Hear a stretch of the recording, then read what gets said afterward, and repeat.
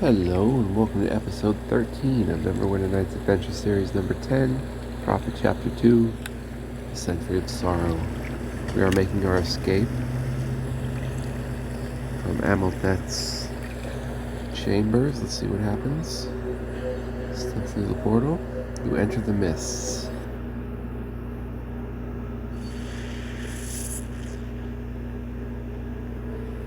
Put that weapon away now! Yes, of course. Good. Let's just make sure we didn't lose it, because I think I accidentally sold the rune sword and the Urlord shield.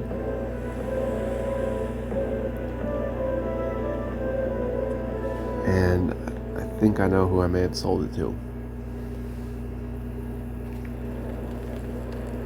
Not thinking.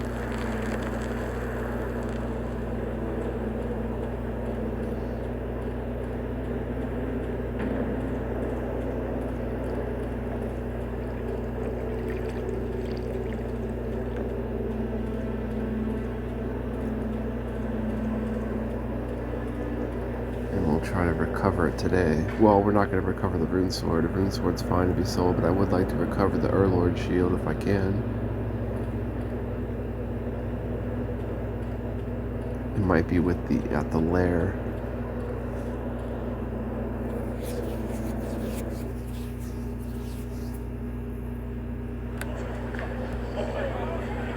Or it might be with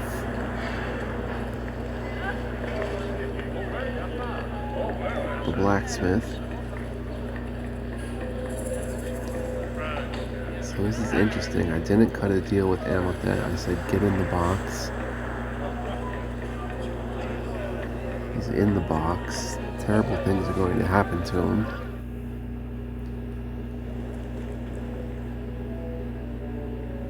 Camera. What can I do for you?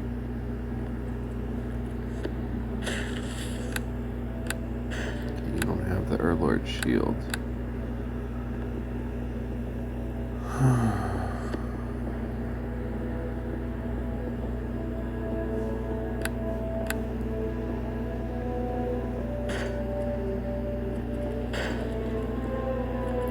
Where's the portal?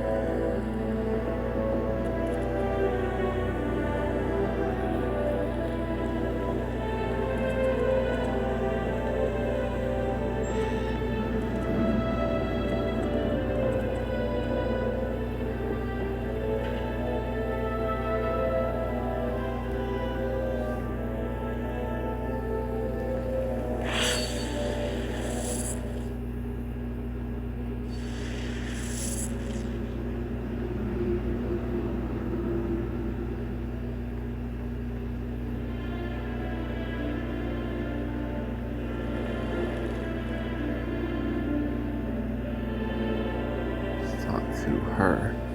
Greetings. I didn't deal with her. But while she's here, hopefully I can get some stuff identified. 200 GP, yikes. Amulet of Will +1.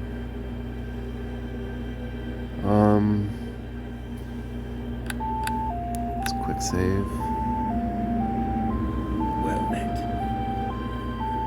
I have news. The Caliph Amelthet has been captured. That is fantastic. And you have the box? Yes, it is right here. Give him the box. Excellent, most excellent. You have done a great deed, Karini Kovalevsky. Here, take this gold as a reward for your efforts. 1,000 gold. Then you shall remove this chain from my neck. Immediately, yes. Go on then. He takes a pearl-like gem from his robes and touches it against the amulet. At once, the amulet releases his grip and returns into Adil Khan's hand. Good. So what now? Now, Amelthet shall suffer 1,000 deaths. He shall pay for the suffering he has bestowed upon the people of Hirathanum. And who shall come to power in his place? The Caliph had no heir, for he had slain his own family. There is no law of succession here in Hirathanum, and I fear that if word of the Caliph's demise spreads, the city shall fall into anarchy. Fortunately for this too, I have a plan. What is your plan? No one has seen the Caliph in many years. He spoke with his subjects only by means of the statue within his audience chamber. There is no need for that statue to fall silent now. It shall find a new voice. And who will be that voice? You, Adolkhan? Yes, I shall be that voice. I shall play the role of the Caliph Amalthit using the control chamber that you found within his quarters. I shall give our people a new lord, more wise and more kind than the old. Well, I hope you will prove to be a wiser leader than Amalthit. Of course I will. Yes, I understand. This is way too Here, much. take this. It will I activate can't the take portal all which brought you this. here. You may enter and exit now whenever you wish. You have my thanks. And you have ours, my friend. And you, Hasir, what will you do now? I would wish to remain in the service of the woman who has saved our city, if you would have me. You are not my servant, Hasir. You are my friend. I thank you for this. Come then, let us continue this quest together. Now you must excuse me. I must take preparations to take the Caliph upon a long journey. A very long journey. Wait, I still need your help. I must enter the Chantry of the Weavers. Amalthit did not grant you entry. No, he did not. Then I shall have to pry that information from him myself. What will you do? Do not concern yourself with that. Just wait here. Very well. Adolkhan places the magical box on the ground and enters. Huh.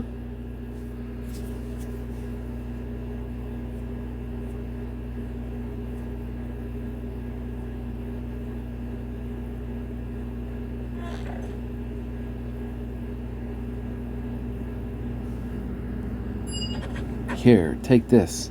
It is the horn of Aruthan. You must blow this horn in front of the iron gates to the stair of Aruthan. This shall grant you passage into the chantry. Thank you, Adolkhan. It is the least I could do. Farewell, then. I don't want to know what he did. Can I know what he did? Alright,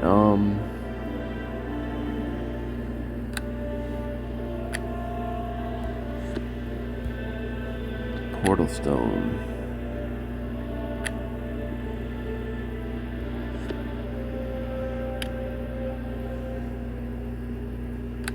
Oh, it has to be at the portal.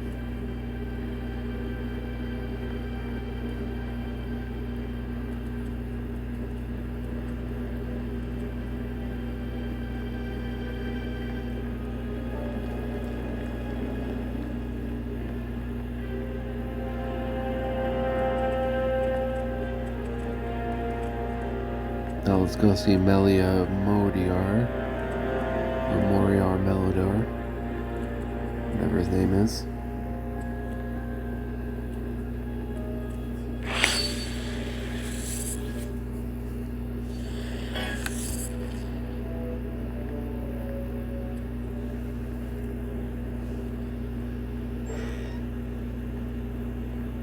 And then we'll get some of this gear figured out.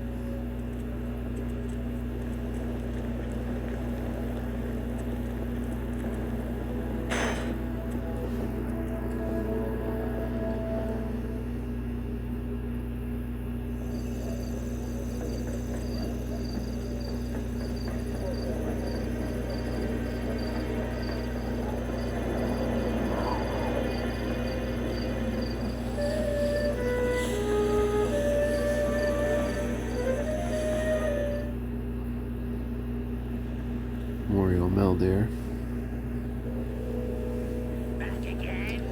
Take a look at your goods. No, I didn't sell him the Our Lord Shield either. That's interesting. Alright, we've got some stuff to do. Put our amulet back on.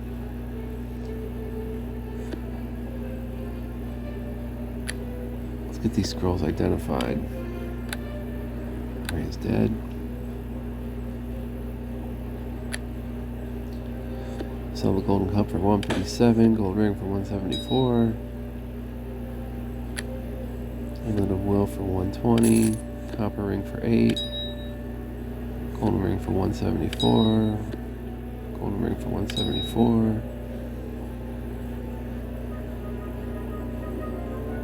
I still have bronze sentinel's key. Alright, let's look through these bags, baby. Identified potion, protected from elements.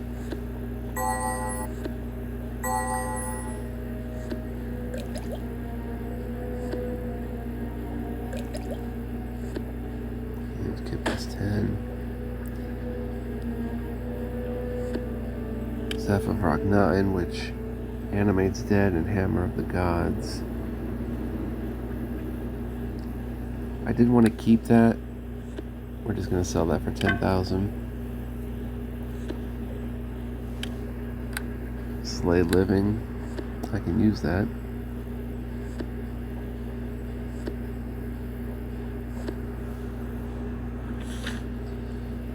Still can use that sword and the bullets. Keep the robes. Keep the Dream Serum. The braces of armor I want to check out for Larian.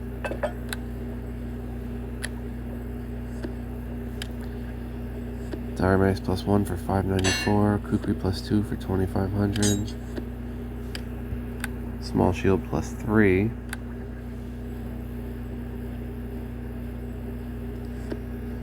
That might be better than the Acid Resist Shield. It is. By quite a lot.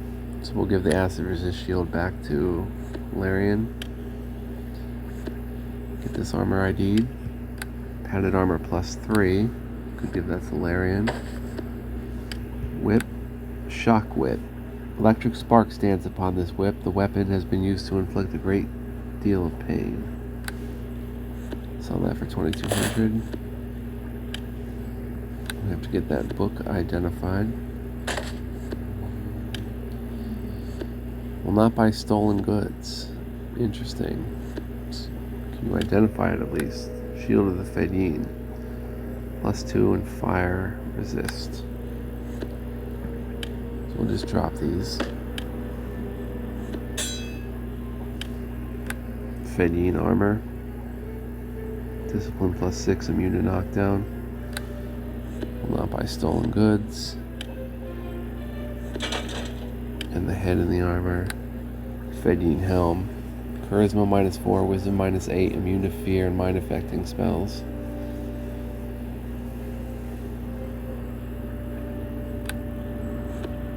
Drop it.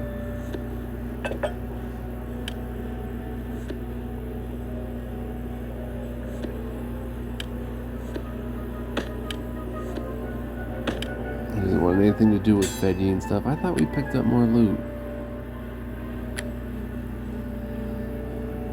I guess not. Alright, let's check out Larian's armor.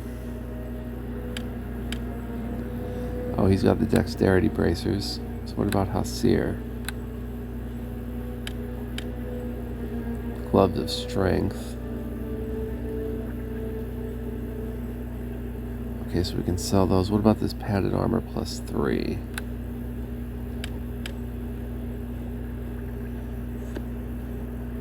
Larian's wearing this plus 2, move silently and spot plus 4. Alright, so we can sell.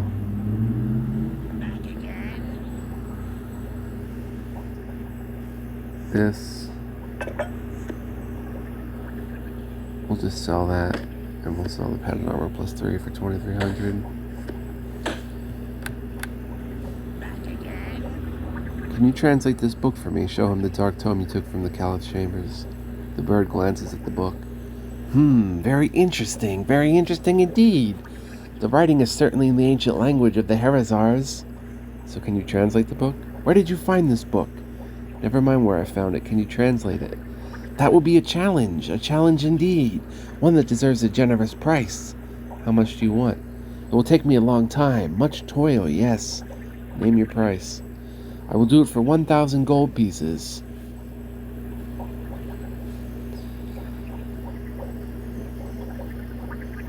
That is too much. I will give you 100.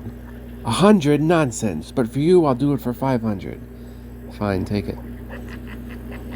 Here, take the book. How long will it take to translate it? A day, perhaps 2. Then I shall leave you to it. I'll be seeing you. Alright, so that answers that.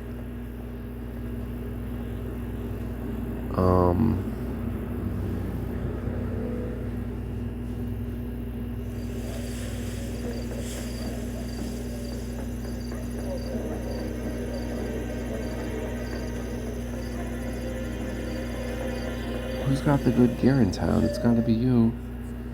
With your magical items, though.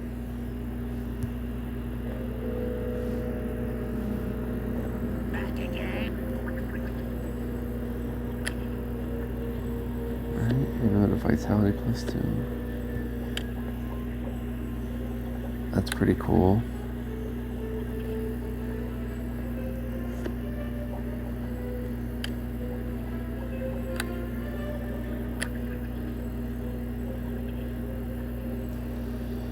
No, you don't really have the goods. Interesting that tome is about the Harazars.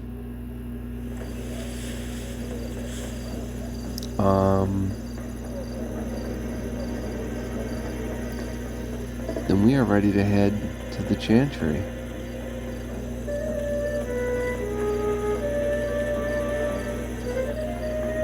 What are you?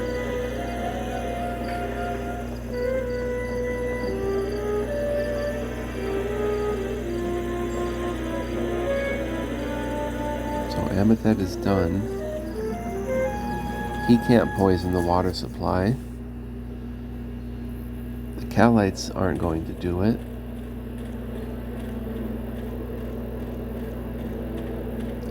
I think what happened was Amethet thought the Calites were going to do it when I pronounced that someone was going to poison the water.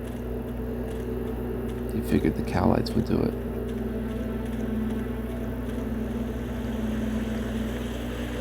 Now this is going to be interesting.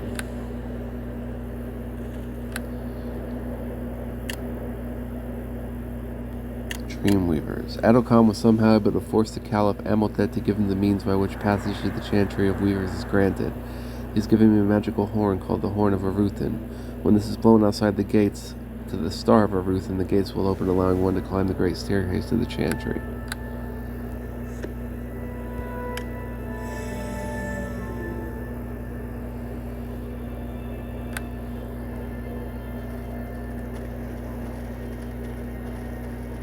Oh, did I use it at the wrong place?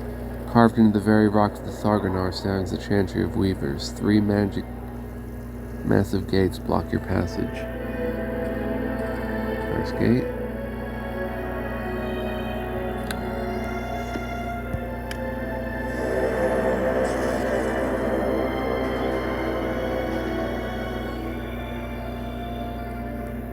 Second gate.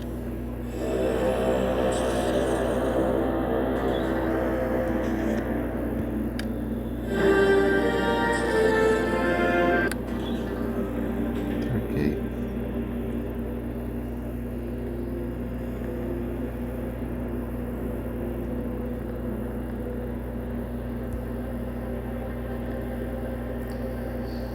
Okay, it's a little tricky to get up the stairs here.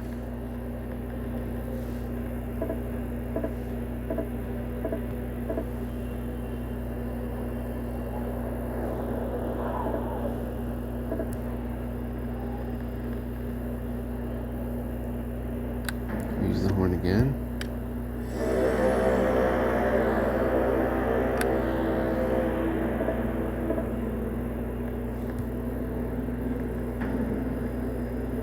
How does one get up the stairs? What am I tripping on here?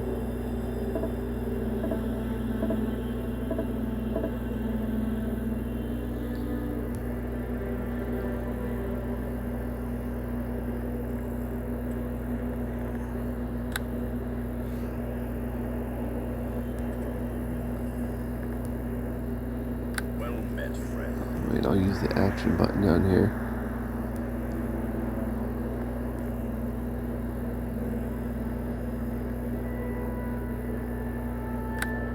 There we go.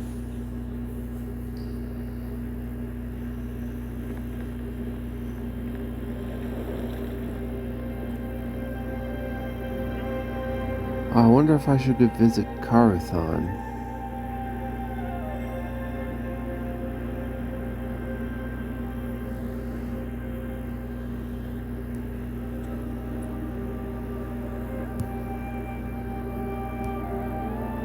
Come on up.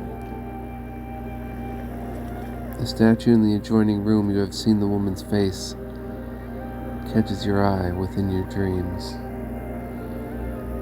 Yep, that's the woman.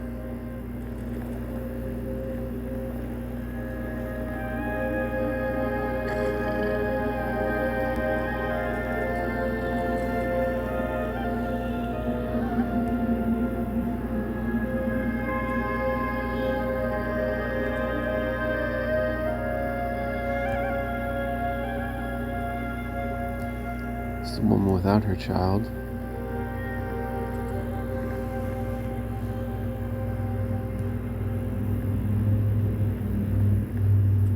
You hear words within your mind, and in the palm of the hand to hold the fate of all.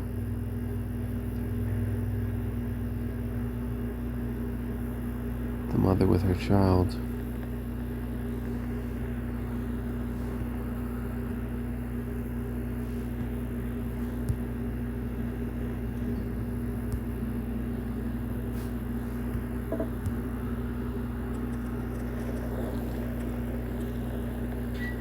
A cold wind blows through the open door.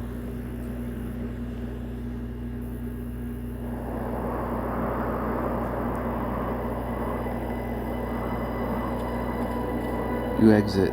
High upon the cliffs of the Thargonar, far below you see the spires of Hirathanum reaching up like claws.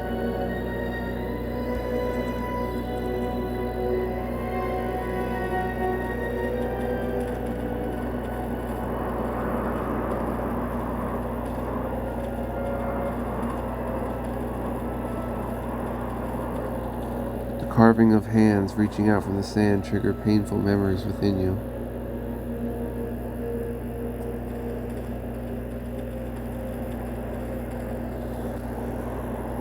Moonstone.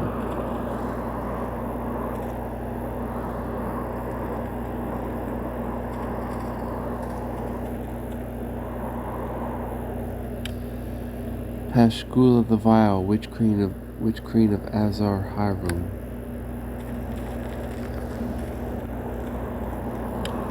Brognamir, the stonecutter of Runeholm.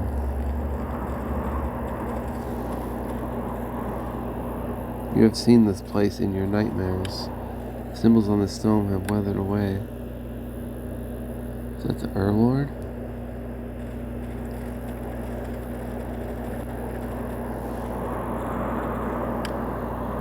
Faranduriel Silandria, the Oracle of Sodinar. Uther Palindras, Dragon of the Northlands, Prophet King Urlord. Numa Keltraskish Kukva, Scholar of Chakandanoth.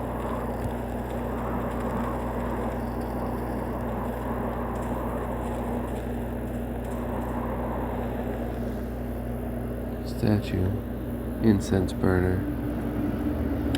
Statue depicts a woman holding a small child. Although it is carved from solid stone, real tears appear to run down its face.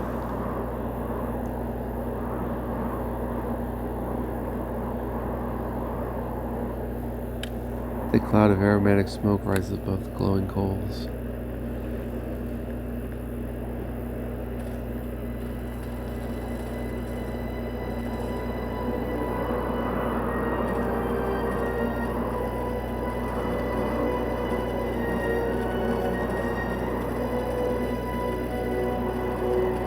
Now we're going to hopefully get some answers.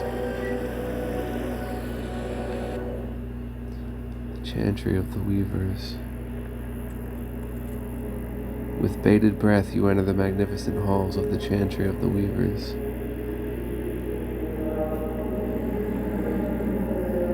Here, your destiny will finally be revealed. Magnificent.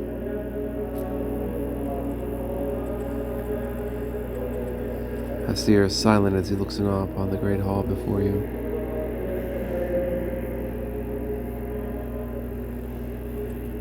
The creature bows, saying nothing. I wish to speak with the Dreamweavers. The creature watches you with a blank expression. Do you understand me? It nods. Then will you please lead me to the Dreamweavers? He pauses for a moment, then turns and begins to walk.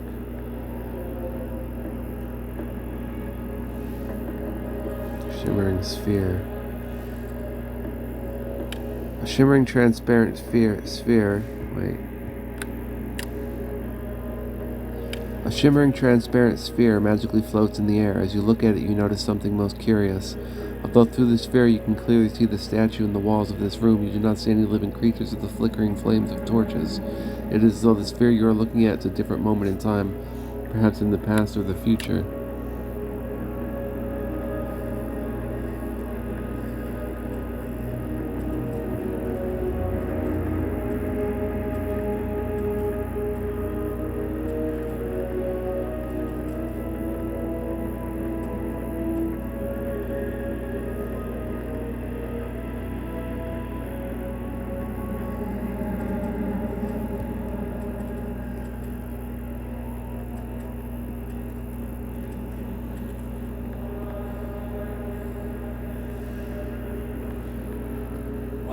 What? Hello? Greetings, sir. I've come to speak with the Dreamweavers. The Dreamweavers! This is most extraordinary indeed. What is so extraordinary? Because it has been so long since anyone come to seek their wisdom, and because, as fate would have it, I was just reading here a passage about a visitor.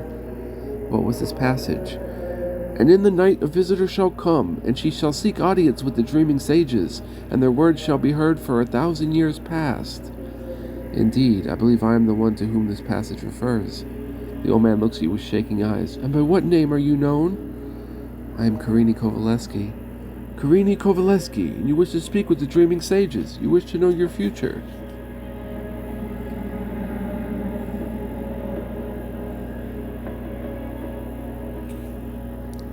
Yes. Do you? Have you truly contemplated what it means to know your fate? What does it mean? Explain.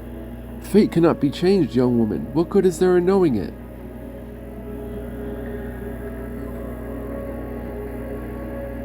Because we can prepare for it, because we can meet it with wisdom. And that wisdom shall change nothing. What good for the sand to know the storm that carries it? Nevertheless, I've come a long way to ask my questions, and I have thought about them for a long time. I wish to learn my destiny. Then you shall learn. Come, I shall lead you to the weavers. Thank you.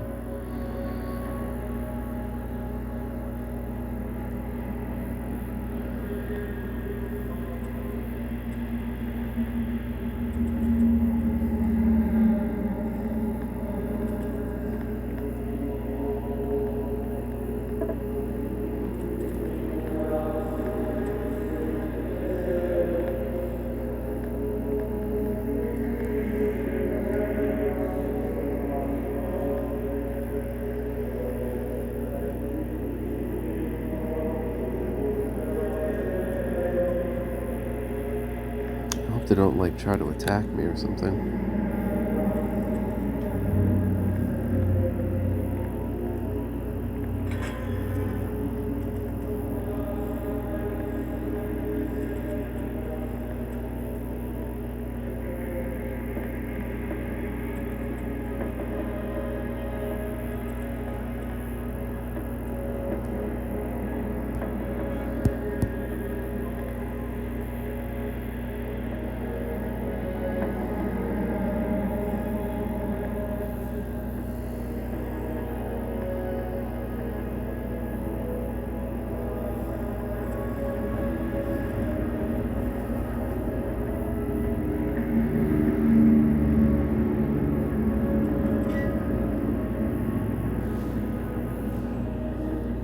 Sanctum of the Weavers.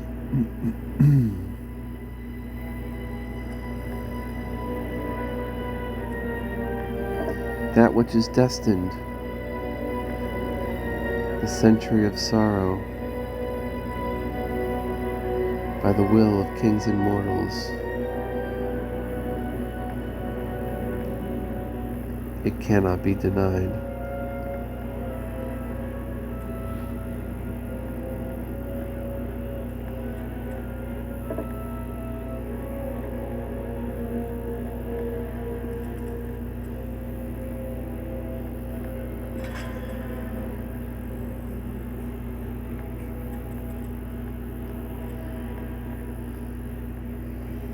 Man, where do they keep these people?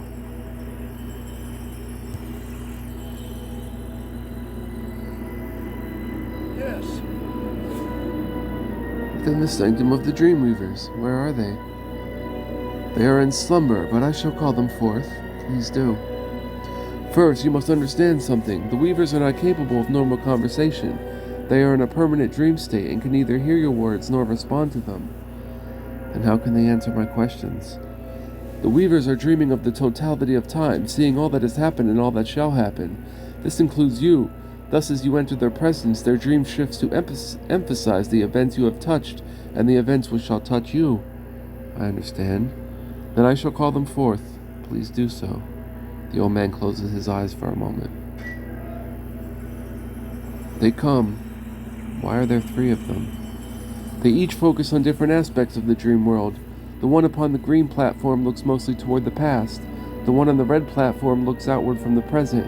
And the one upon the yellow platform looks forward into the future. So all I need to do is approach them and listen? Yes, just touch them ever so slightly, then listen well. Their words will be difficult for you to understand, but I shall do what I can to help interpret them. Thank you. Go on, speak with the Weavers and learn your fate. Okay, we'll go in order from past to future.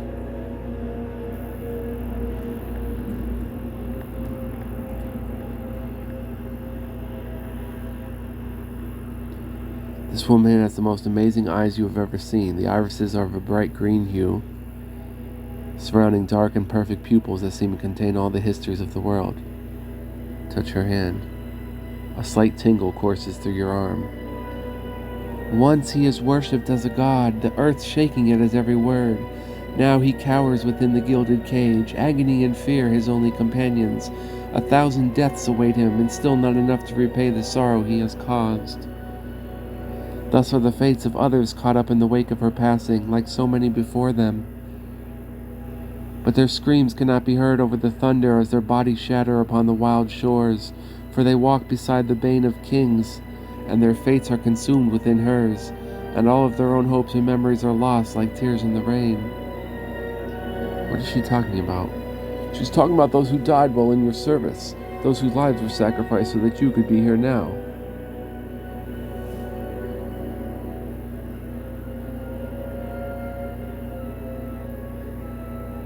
Who? The elves who died when the skyship fell from the clouds. Is that right? I know nothing of these things, but contact usually begins with the most recent events. From there, many paths extend further into history. Continue to listen. And that is how he finds her.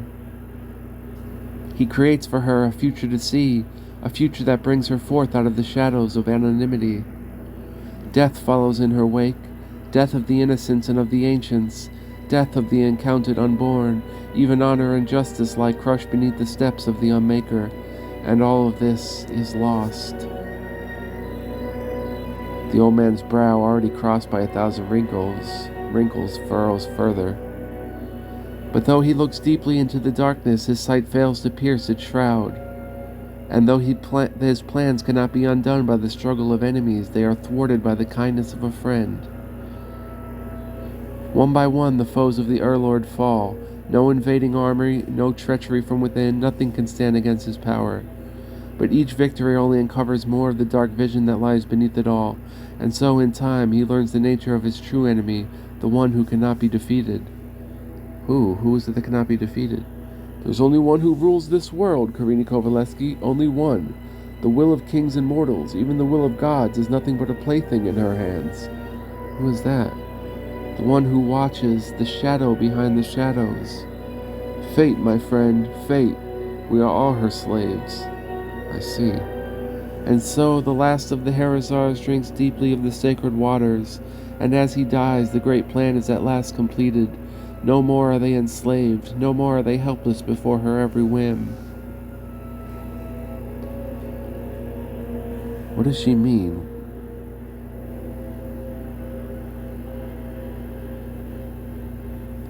Wait, is she saying the Harazars defeated fate? It is difficult to say, but yes, that is indeed what she appears to be saying. But I thought that was impossible. How can fate be defeated? I honestly do not know. Maybe she will say more.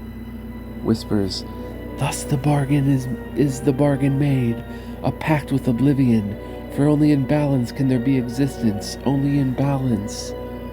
The weaver only keeps repeating the words softly under her breath. Only in balance can there be existence.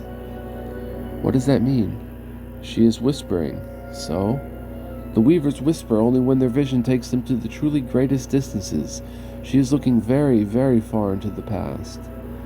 To what? What does she see? What does she see? I believe she is looking upon the very moment of creation. Only in balance can there be existence. Yes. Some believe that the universe exists only through a balancing of the great natural forces, fire and water, earth and sky, life and death. I see.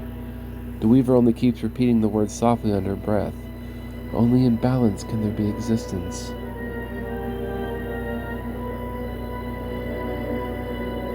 Alright, turn away.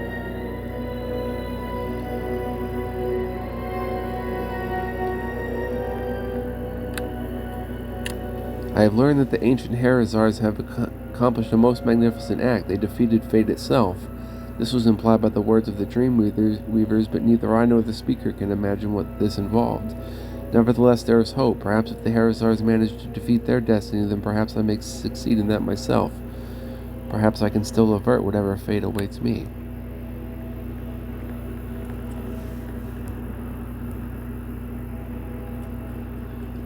Be right back. Alright, we're back. I'm going to try to get all three weavers in this episode. The present weaver. This woman's eyes are a vibrant blue hue mixed with speckles of gold and black that appear to swirl in constant motion. As you peer deeper into her dark and perfect pupils, you feel a mix of emotions alternating between serenity and utter terror.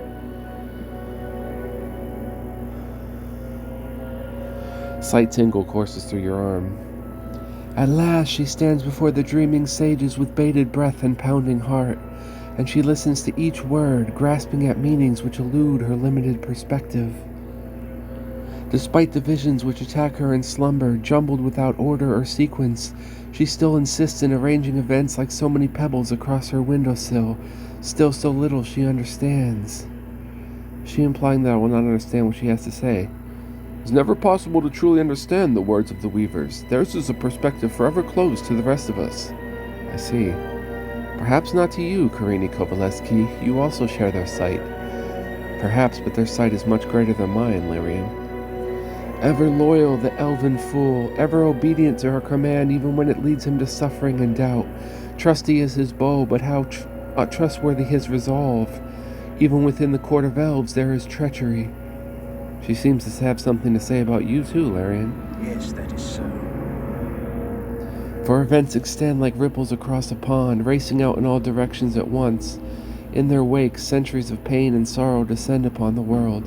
In their wake, kings fall from power and innocents perish. In their wake, trust is broken and defiled. She speaks nonsense. Wait, Hasir, some of it makes sense. Let us keep listening. Within the hearts of men there is room for 100 evils.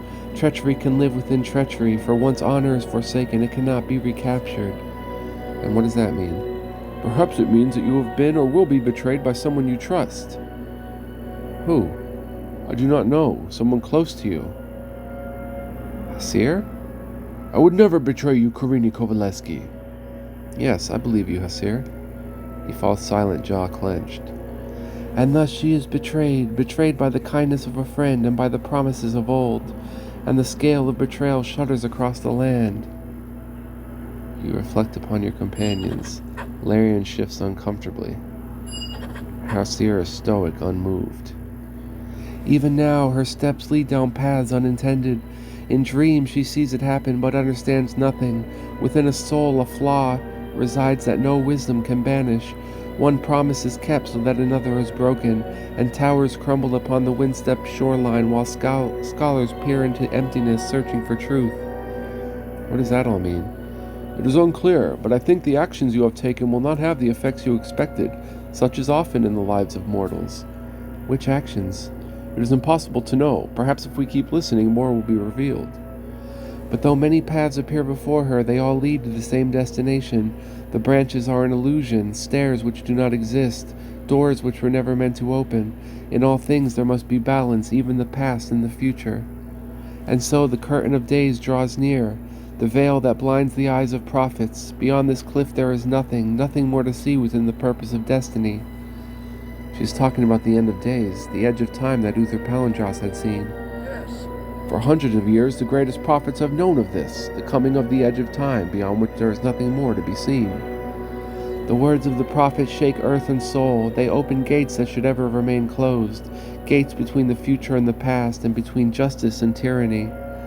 An ally reveals the depth of his hatred, a hatred that blinds all reason, a vow that banishes all choice. An ally? The fall of a tyrant into endless agony is not enough to quell the fires that devour his heart. He shall not rest until the city itself perishes. She's talking about Adalkhan. What? Shh, let's listen. No, it is not possible.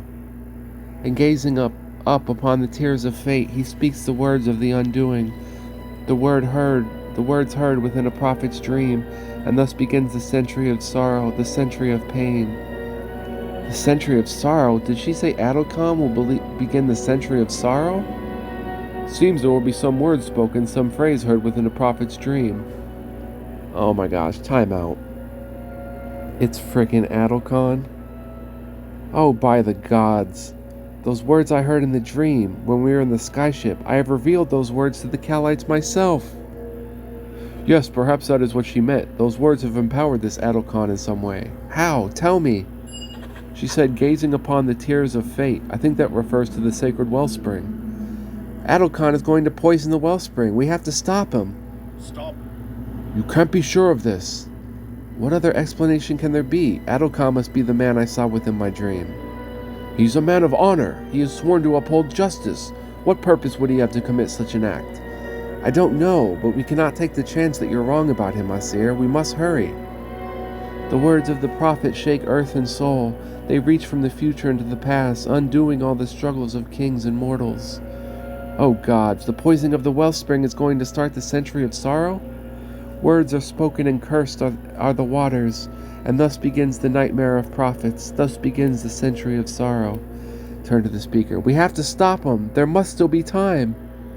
Time is not the issue, Karini Kovaleski. These things are destined to happen, and we must learn to accept them. Where's the wellspring? Tell me. It is here, in the chantry. We passed the entrance on our way here.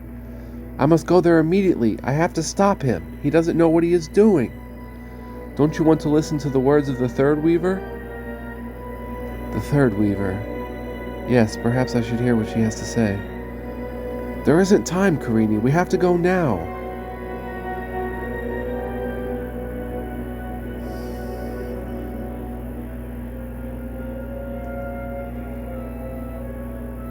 Yes, you're right, Larian.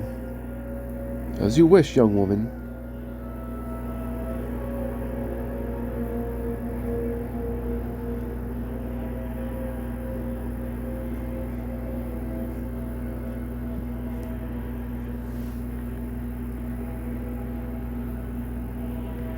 Are you going to lead the way? Oh, we passed it on the way in.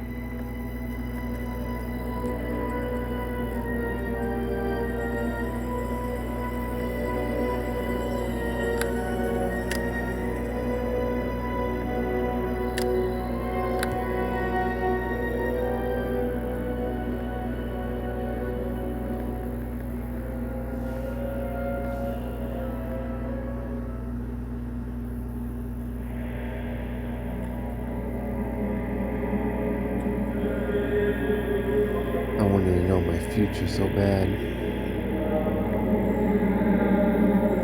And in the palm of the hand to hold the fate of all.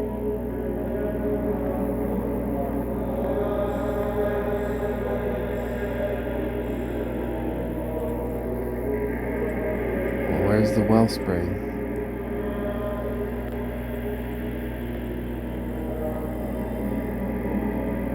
Over here?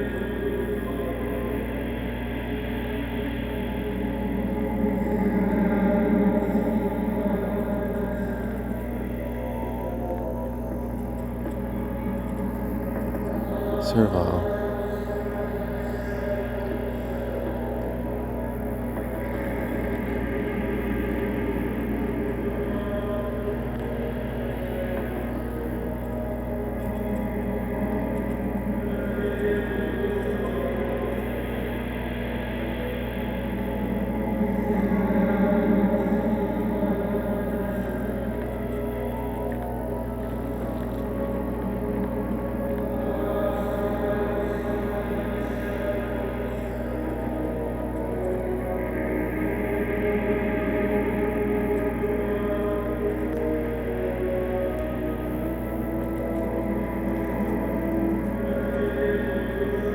feeling he was supposed to take me to it.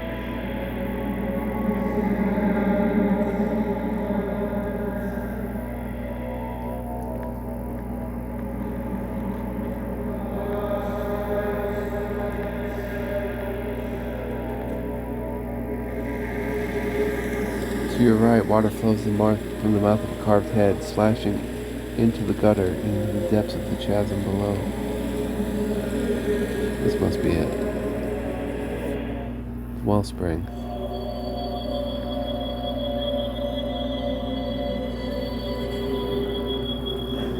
Arterius Common. It is him.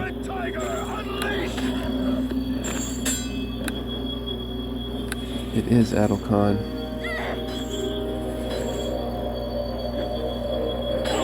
Oh, don't let Larian up there.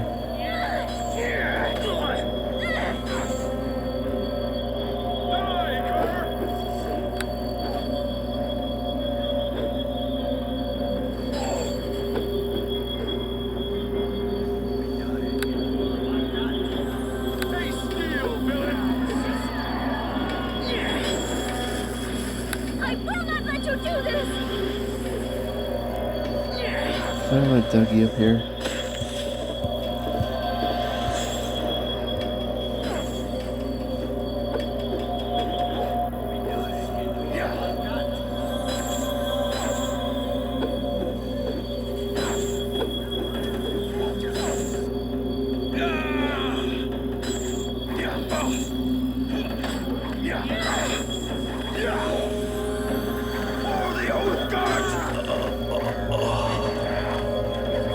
Wait. Wall of fire.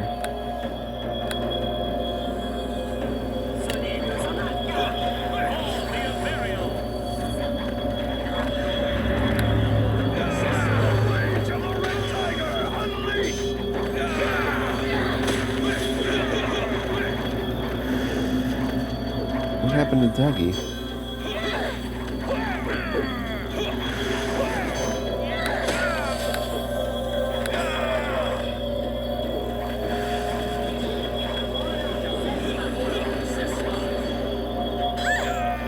Oh, I was interrupted? Come on. Oh, there's Dougie up there. Whoops. I canceled the first one. I didn't see him. I didn't see him appear up there. Hesir's turn. I will not let you do this!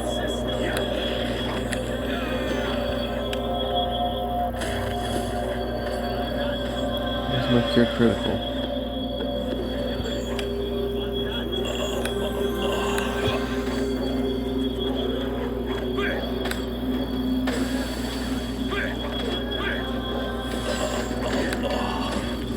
Well, that wall of fire worked well.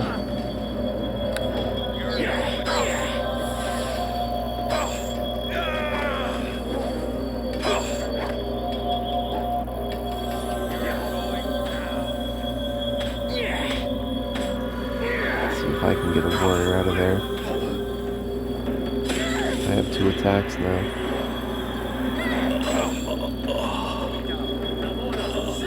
I'm the skeleton chieftain. Oh, Amrys, you gotta die.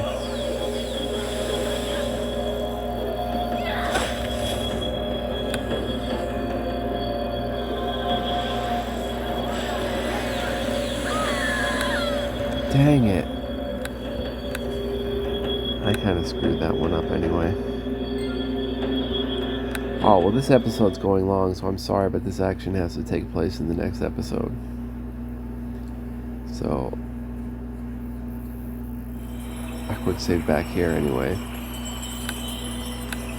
So this is going to be a tricky on the bridge battle.